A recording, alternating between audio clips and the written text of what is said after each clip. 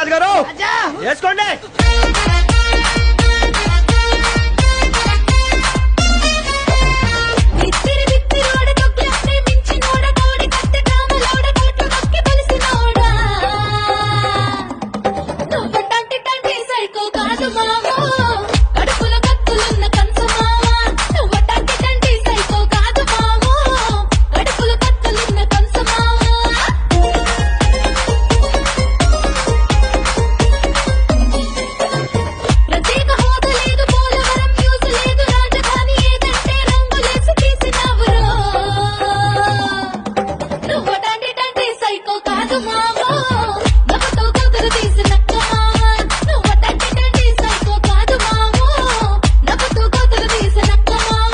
పూర్తిగా మద్యాన్ని నిషేధిస్తాం. సిపిఎస్ ను రద్దు చేస్తాం. 2,30,000 ఉద్యోగాలు రిలీజ్ చేస్తాను అని చెప్పి మీ అందరికీ కూడా మాట